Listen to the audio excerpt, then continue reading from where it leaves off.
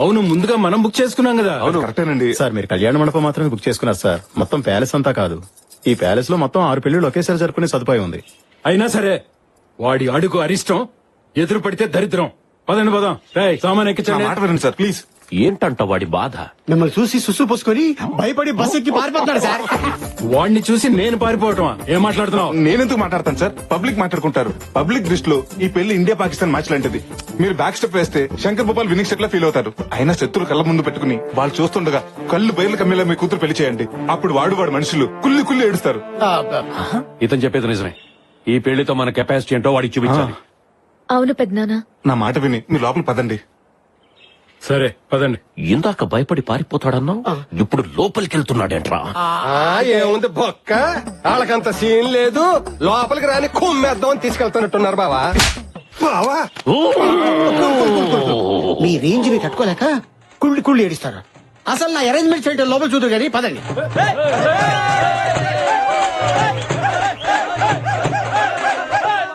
మా ఈ 2 కుటుంబాలు మళ్ళీ కలుస్తాయని కల్లో కూడా ఊహించలేదయ్యా. మళ్ళీ ఇలాగైనా కలుసుకునే అవకాశం మీ వల్లనే వచ్చింది. ఈ కలయికని శాశ్వతం చేస్తాను. కానీ ఒకటి, మీ ఫ్యామిలీని కలుపుతున్న విషయం ఏ గోడలకి వినపడకూడదు, ఏ తలుపులకి కనపడకూడదు. అబ్బో కోనా, ఎవరే నీకు వదినా? ఇంకోసారి వదినాన్ని పిలిచావో ఆ నాలుక మీద వాత పెట్టేస్తాను. ఏదో రోగిష్టిదాని కదా అని పలకరిస్తే నీకు సిగ్గులేదేంటే మాకిచ్చిన రూమ్ లోకి రావడానికి? అయినా విగ్గు పెట్టుకుని తిరిగేదానివి, నీకు సిగ్గు గురించి ఏం తెలిసే? పాకలో ఉండే పాచిమొహాలు ఉన్నారు. మీకెందుకే ప్యాలెస్? పాకలోనా? వాళ్ళు కూడా అలా తిట్టుకోరు కదా పిచ్చి మొహాలారా. ఏంటి వాగుతున్నావు? మసాలా ముద్ద మొహం మీద కొట్టి ఎర్రకారంతో వడియాలు పెట్టేస్తాను. ఇలా కూడా ఒడియాలు పెట్టుకోవచ్చా? నాకు మండిందంటేనా మా కోనాకి చెప్పి ఒళ్ళంతా చిల్లులు పెట్టి చిల్లి చికెన్ చేయిస్తాను. ఎవడు ఆ పొట్టోడా? చెల్లుగార్లకి రాదు, వాడేం చేస్తాడే? ఇదిగో ఇంకోసారి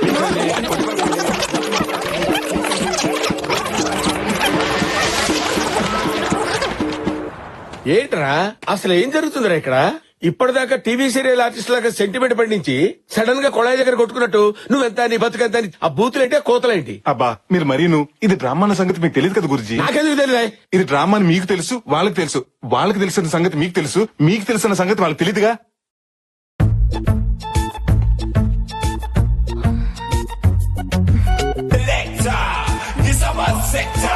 Let me get it with my lecture. Make 'em wiggle and whine, jiggle and grind. Now we. Excuse me, just 1 minute. మీరు మహాలక్ష్మి వాళ్ళ అక్కే కదా? ఒక్కలేదు తొక్కలేదు, నేనే మహాలక్ష్మిని. ఏంటి ఆర్ట్ పిక్చర్ లో హీరోయిన్ లా ఉండే మీరు సడన్ గా డర్టీ పిక్చర్ లో హీరోయిన్ లా మారిపోయారేంటి? నేను ఎలా ఉంటే నీకెందుకో? పోరా. రానా? రానో లేదు, నాగ చైతన్య లేదు. పోరా. మీరేంటండి ఇలా మాట్లాడుతున్నారు? ఒంట్లో బాలేదా? ప్రేమగా మాట్లాడడానికి నువ్వేమన్నా మొగుడివా? అంత మనం అనుకున్నట్టు జరిగింది. హర్ష కూడా చూస్తున్నాడు. వచ్చేసాడు. Lucky no, lucky no. నువ్వు ఇలాంటి డ్రెస్ వేసుకుంటావేంటి? అయినా మోడర్న్ డ్రెస్ వేసుకున్న వాళ్ళు చూస్తేనే చిరాకు పడి నువ్వు ఇలా నో. పైగా ఎప్పుడు హర్ష మీద సీరియస్ అవ్వ నువ్వు తన మీద సీరియస్ కూడా అయ్యావు. ఎందుకు ఇలా చేస్తున్నావు? నాకు తెలియాలి తెలియాలి తెలియాలి. కావాలని ఇలా చేశాను. హర్ష కోసం నా వర్షన్ మార్చాను. తన మనసులో నుంచి నన్ను తుడిచేసి మనస్ఫూర్తిగా ఆ ఉమాదేవిని పెళ్లి చేసుకోవాలని ఇలా చేశాను. హర్ష కోసం నేనేమైనా చేస్తానన్నయ్య. తన సంతోషం కోసం సముద్రంలోనే కాదు, స్విమ్మింగ్ పూల్ లో దూకమన్నా దూకుతాను. ఈ రోజు నుంచి నేను బీర్ తాగినా, బీడీ కాల్చినా అది హర్ష కోసమే. నన్ను నేను అతని కోసం త్యాగం చేసుకుంటాను. అమ్మా చెల్లమ్మా, నువ్వు త్యాగానికి తాగలేనువమ్మా. ప్రేమ త్యాగం కోరుకుంటుందంటే అది ఫేస్బుక్ లో కొటేషన్ కొట్టి పాడేశానమ్మా. కానీ హర్ష సంతోషం కోసం నీ ప్రాణం త్యాగం చేస్తుంటే హర్షించకుండా ఉండలేకపోతున్నానమ్మా. నేను హర్షించకుండా ఉండలేకపోతున్నానమ్మా. మీ ఓవర్ యాక్షన్ చూడలేక ఇక్కడ దస్తున్నాం. హర్ష హర్ష ఏంటి హర్ష? హర్ష మీరు చేసిన పెర్ఫార్మెన్స్ చూసి అప్పుడే అని ఎక్కేకి ఏడ్చి వెళ్ళిపోయాడు.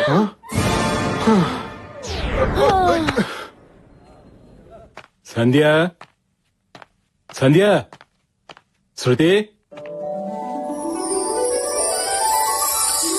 Happy birthday daddy. Happy birthday గారు. Thank you. హ్యాపీ బర్త్డే అన్నయ్య. బాబు గారు happy birthday. Many happy returns of the day. Thank you. All the best Babu గారు. థ్యాంక్ యూ బాబు గారు. నా బుజ్జి బుర్రని ఒక ఆలోచన మధ్యగల చిరికేస్తుందిరా. వెంటనే నిమ్మక పెట్టుకుని తాగి. ఏంట్రా అది? సూర్యప్రతాప్ పుట్టినరోజు సందర్భంగా శంకర్ భూపాల్ బట్టలు పంచితే ఎలా ఉంటుంది?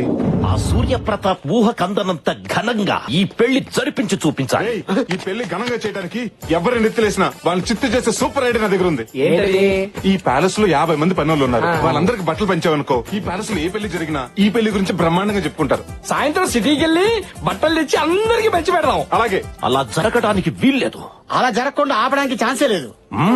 వాళ్ళకంటే ముందు మనమే బట్టలు పంచాలి. అంటే పెళ్లి కొన్న బట్టలు పంచాలి. ఇప్పటికిప్పుడు కొత్త బట్టలు ఎక్కడి నుంచి తెస్తాం బావా? ఇంకోసారి బావా అన్నావంటే మక్కలు ఎరగదీసి మూల కూర్చోబెడతా. మీ బావ చెప్పిన దాంట్లో పాయింట్ ఉందండి. ఉందా? మనం పెళ్లి కొన్న బట్టలు పంచేద్దాం.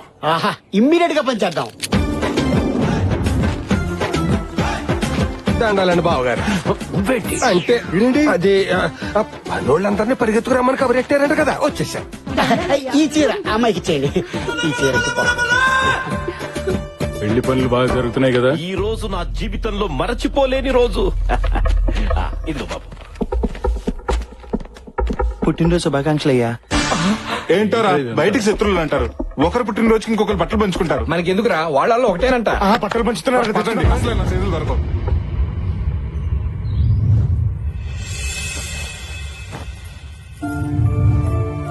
ఈ రోజు నా జీవితంలో మరచిపోలేని రోజు.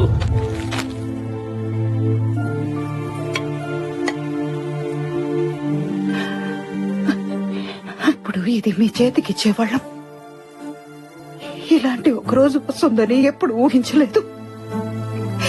దూరం పెరిగే కొద్దీ మనుషులు దగ్గర అవుతారంటారు. అది నిజం కాదు. అదే నిజమైతే మన ఇంట్లో ఇలాంటి 2 పెళ్లిళ్ళు జరిగేవి కాదన్నగా. దూరం పెరిగిందే కానీ మీ మీద ఉన్న ప్రేమ తగ్గట్లేదు.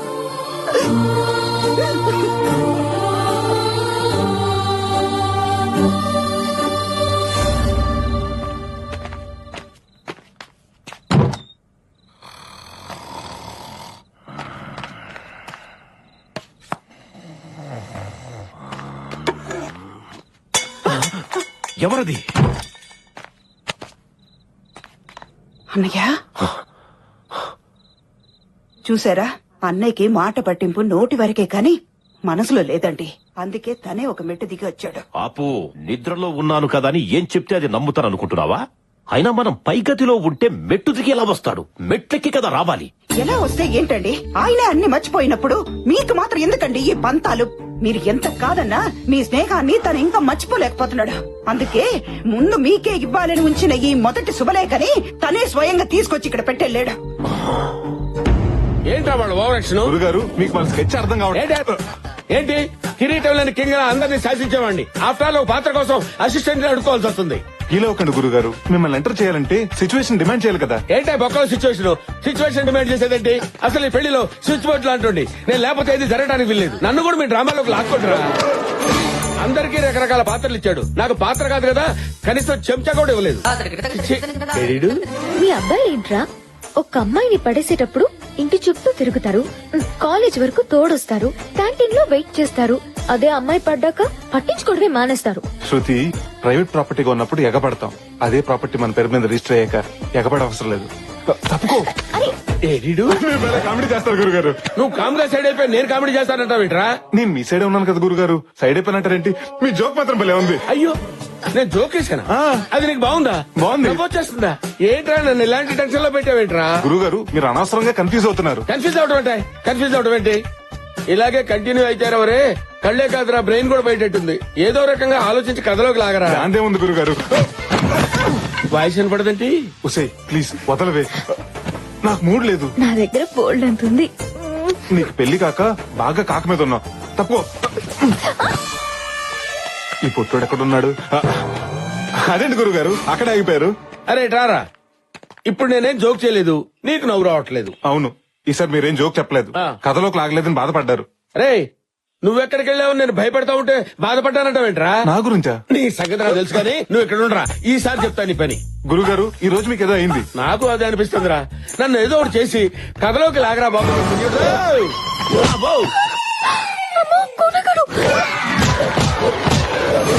వీడేంటి గోడ కొట్టిన పెడకలా అతుకుపోయాడు. ఇంకా ఆలస్యం చేయను, లాగుతాను, మిమ్మల్ని ఖచ్చితంగా లాగుతాను గురుగారు.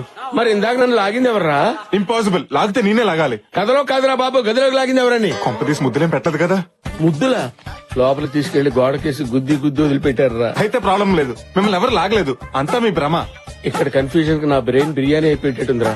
నీకు దండం పెడతానరా, ఏదో చేసి నన్ను లాగరా.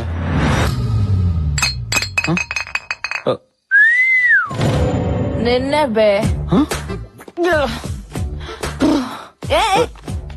మబ్బులు వెనకాల దాక్కుని సిగ్గుపడుతూ సాంప్రదాయంగా ఉందని చందమామకే సైట్ కొడుతున్నావా నువ్వు? నా మిల్క్ బాటిల్ ఓ సిప్పేస్తావా? ఓ ముగ్గేసిన పిల్ల పెగేసిందేటానా? నువ్వు చూసావే, అదంతా ఓ సెటప్. ఇన్ని బ్యాడ్ హ్యాబిట్స్ ఉన్నా నాలాంటి కంచు కఠోరాన్ని గెంటేసాయి, దాన్ని మనసులోంచి గెంటేసాయి, నీ ప్రేమ టండు పీకేసాయి. హ్యాపీగా ఉమాదేవిని పెళ్లి చేసుకుని దానికే నీ పేటెంట్ హక్కులు ఇచ్చేసాయి. అమ్మయ్య పడిపోయింది. స్టార్ట్ చేద్దాం. శ్రీను, ఈ ఆర్చ్ అంతా ఇంపార్టెంట్ ఫ్లవర్స్ తో డెకరేట్ చేస్తే ఎలా ఉంటుంది? చాలా బాగుంటుంది కదా. Excuse me. అమ్మా, చెల్లమ్మా, చెల్లమ్మా, ఏమైందన్న చెల్లికి? మందు తాగింది. మందు తాగిందా? పురుగులు చూస్తేనే దూరంగా పారిపోయిన చెల్లెలు పాలు తాగినంత ఈజీగా పురుగుల మంది తాగిస్తుందా? ఆపండి, అది పురుగులు కొట్టే మందు కాదు, మనుషులు కొట్టే మందు. లిక్కర్. లిక్కర్ అంటే ఎలక్షన్ టైంలో ఫ్రీగా పంచుతారు. అవునండి. No! మా సిస్టర్ మంచినీళ్ళు తాగాలన్నా అది మినరల్లా జనరల్లా అని ఆలోచించేది. అలాంటి నా చెల్లెలు మందు తాగిందా? దీని కారణం ఎవరు? ఎవర్రా? నువ్వు పిల్లని పెళ్లి చేసుకోబోతూ ఈ పిల్లని మర్చిపోలేకపోతుంటే ఈ పిల్ల ప్రేమనగర్ లో ఏ అన్నారా మందుకు బారిసైపోయింది. హర్ష గారు పట్టుకుంటారా? మీరు మా చెల్లెని మర్చిపోతానంటేనే తను మందు మానేస్తుంది. మీరు హ్యాపీగా ఉండటమే తనకు కావాల్సింది. ప్లీజ్ నా చెల్లెని మర్చిపోతారని నాకు మాట ఇవ్వండి. మాట ఇవ్వండి.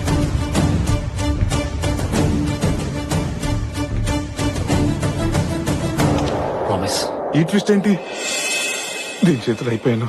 నా ప్రాణం పోయినా నేను మహాలక్ష్మిని వదులుకోను. తనే నా భార్య. అంటే నా చెల్లెని మీరు రెండో పెళ్లి చేసుకుంటారా? కాదు, ఉమాదేవితో పెళ్లి క్యాన్సిల్ చేసుకుంటాను. ఇప్పుడే డిసైడ్ అయ్యాను. I love Mahalakshmi.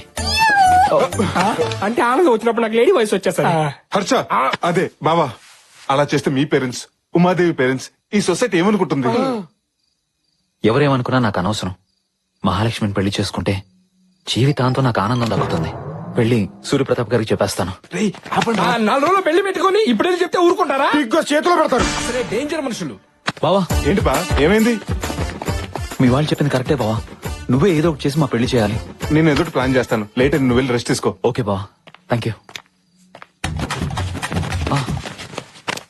బావా, మహాలక్ష్మికి కొంచెం డ్రింక్ ఎక్కువైంది, మజ్జిగ తాగించండి. తాగిస్తాను బాబా, మీరు వెళ్ళి పడుకోండి. ఓకే, ఆలస్యమైంది.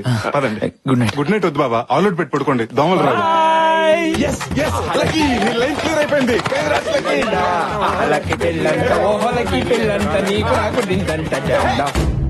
కొంచెం నవ్వుతూ ఉండొచ్చు కదా.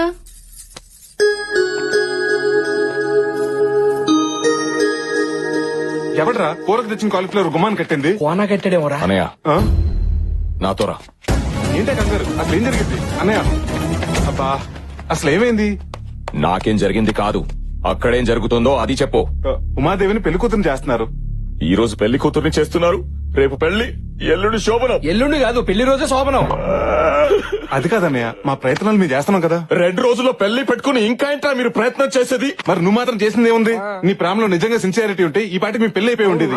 ఏంట్రా, నా ప్రేమలో సిన్సియారిటీ లేదంటావా? నా ప్రేమలో సిన్సియారిటీ అన్నయ్య, ఏదో ఫ్లోలో అన్నాను. వీడేంట్రా సూసైడ్ చేసుకుంటాడు అనుకుంటే సూట్ కేసు తోటి వస్తున్నాడు. అన్నయ్య, ఈ స్క్రాప్ ఏంటి? ఇవి స్క్రాప్ కాదురా, నా ప్రేమ గుర్తులు. ఇవేంటో తెలుసా? చిన్నప్పుడు తిరునాళ్ళలో పోయిన ఉమాదేవి కాళ్ళు పట్టి. ఓ, అప్పుడే సైడ్ వేసావు వాటిని. ఇది చిన్నప్పుడు మేము తీయించుకున్న ఫోటో, తను ఆడుకున్న బొమ్మ. ఇదిరా నా ప్రేమ. ఏంటన్నయ్య ఇది? ఉమాదేవి తల దూకుంటున్నప్పుడు నేను కలెక్ట్ చేసిన వెంట్రుకలు. చెప్పండి రా, ఇవన్నీ చూస్తుంటే మీకు ఏమనిపిస్తుంది? ఏముంది, ఉమాదేవికి ఎయిర్ ఫాలింగ్ ఉన్నట్టు అనిపిస్తుంది. ఫాలింగ్ కాదురా, ఫీలింగ్. ఫీలింగ్ ఉమాదేవి ఇక్కడుందిరా. మరి అంతగా ప్రేమించిన వాడివి ఆ రోజు ఉమాదేవి నాన్న పెళ్లి చేస్తాను రా అంటే ఎందుకెళ్ళలేదన్నయ్య? తండ్రి కొడుకులను విడతీశారన్న చెడ్డ పేరు మావయ్యకి రాకూడదని. ఓహో, మావయ్య ఇక్కడే ఉన్నా. మీ మాయ కూడా అక్కడే ఉన్నాడా? ఆయనే కాదు, నన్ను ఉమాదేవిని కలపడానికి వచ్చిన మీరు కూడా ఇక్కడే ఉన్నారు. ఏంటి అందరు అక్కడే ఉంటారా? అది హార్టా ట్రిపుల్ బెడ్రూమ్ ఫ్లాటా? అబ్బా, నువ్వేం బాధపడకన్నయ్య. ఉమాదేవి లేకుండా నేను బ్రతకలేను. తన పెళ్లి చేసుకుని అలా అత్తారింటికి వెళ్తుంది. అదే రోజు నా శవం శ్మశానానికి వెళ్తుంది. చూడవే, ప్రపంచంలో ఇంతగా ప్రేమించే భర్త ఏ అమ్మాయికి దొరకడే. అలాంటి వాడిని మిస్ చేసుకోవడం కరెక్ట్ కాదు. అవునండి, అంతగా ప్రేమించిన వాడిని కూడా అర్థం చేసుకోకపోతే అసలు ప్రేమ అన్న మాటకు అర్థమే లేదు. నాకు తెలుసండి, లోపల మీరు కూడా తను ప్రేమిస్తున్నారని. నా అనుభవంతో చెప్తున్నాను, మనసులో ఒకరిని పెట్టుకుని ఇంకొకరితో పెళ్లికి సిద్ధం అవడం కరెక్ట్ కాదండి. ప్లీజ్ ఉమా, నన్ను క్షమించు. నువ్వు లేకుండా నేను బ్రతకలేను. ప్లీజ్ ఉమా. బావా, బావా అన్నావంటే నన్ను క్షమించినట్టేగా. నేను పెళ్లి చేసుకోవడానికి నాకోకే బావా, కానీ మా నాన్న మావయ్య ఒప్పుకోవాలి కదా. ఆ విషయం నాకు వదిలేయండి.